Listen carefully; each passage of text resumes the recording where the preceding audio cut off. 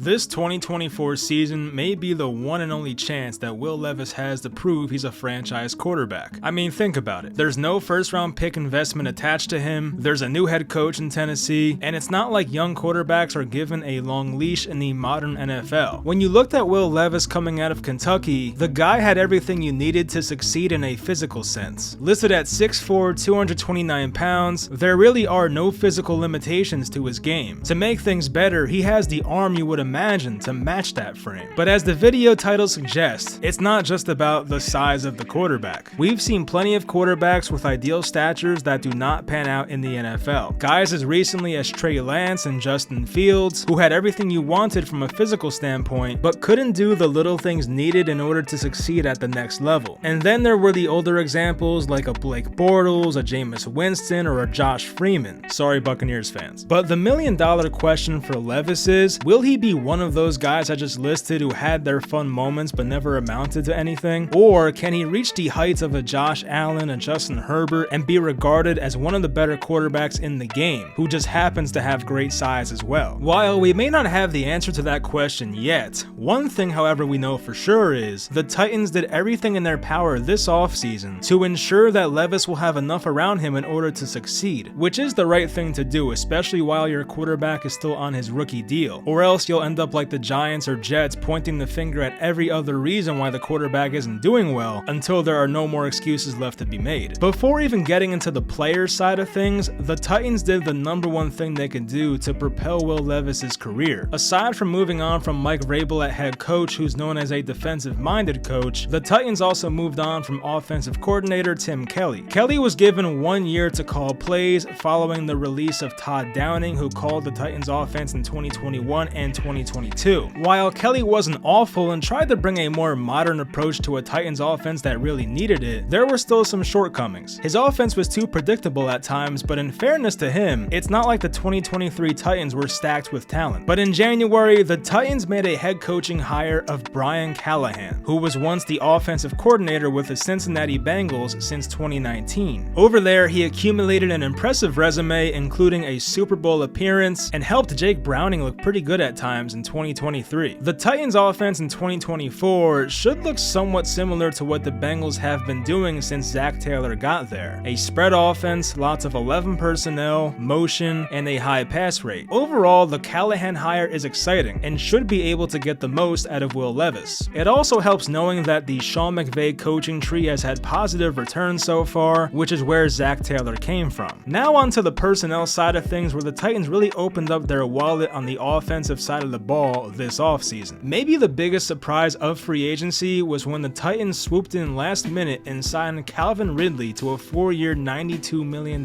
contract. Ridley, who missed a year and a half of game action in 2021 and 2022, came back in 2023 to have a pretty successful season in Jacksonville. In total, he tallied 76 catches, just over 1,000 yards, and 8 touchdowns. And as we know from that montage of drop touchdowns, he definitely should have had a better season.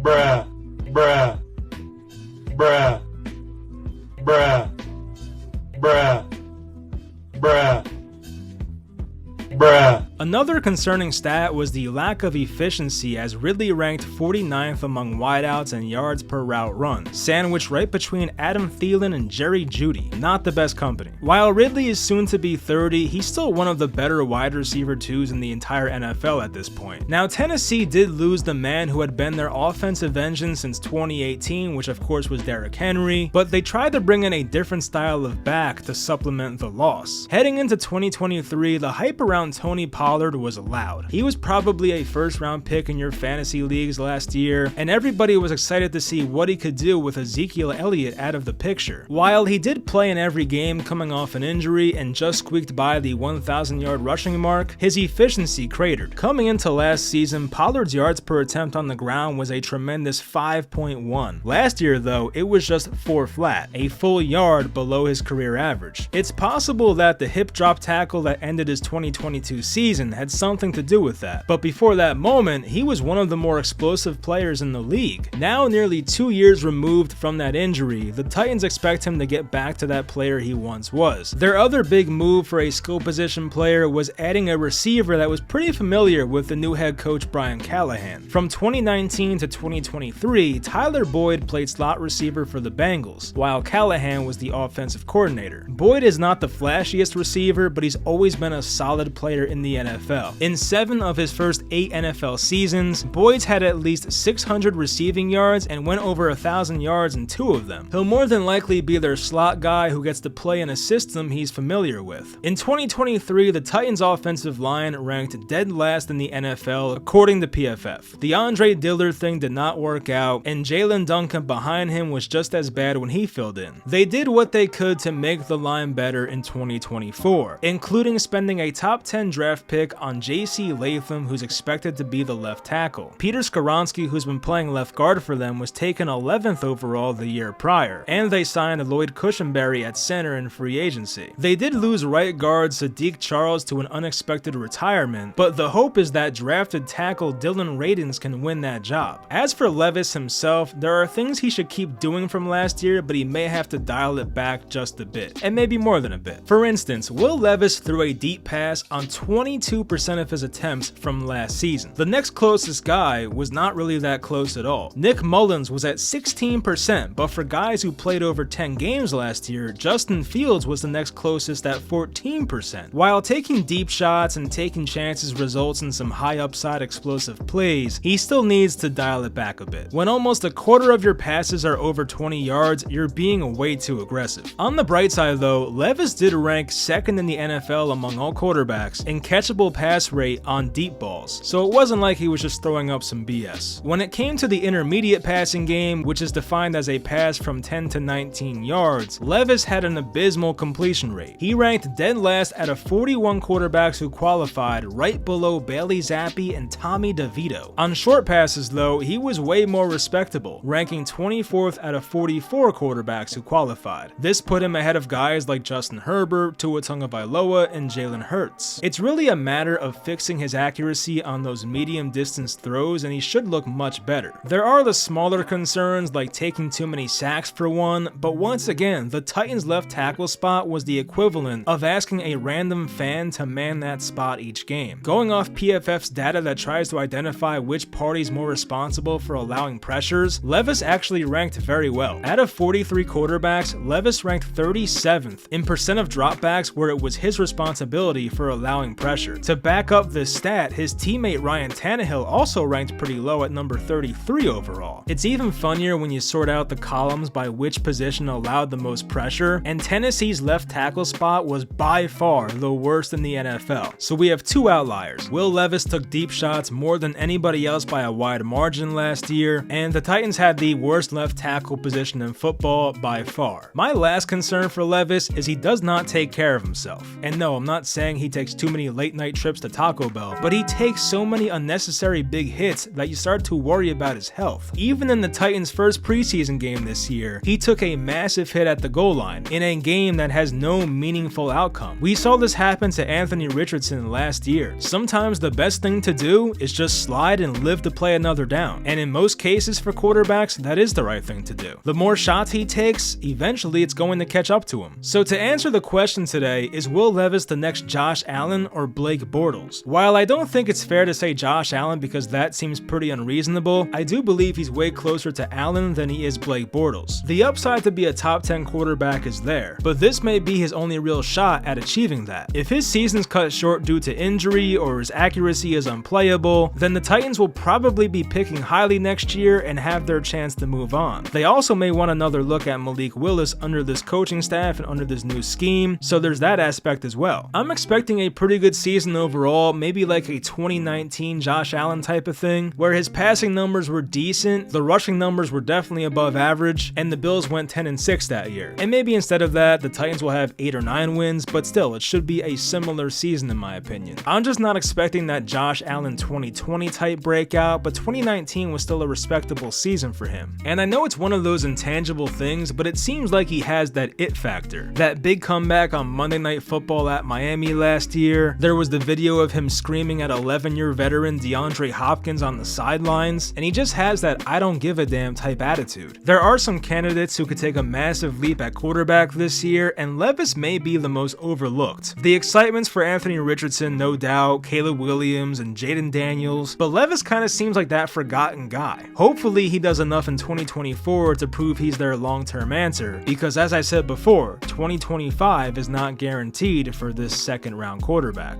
That's gonna do it for the video. I hope you guys enjoyed. Leave a like and subscribe if you did, and I'll talk to you guys next time.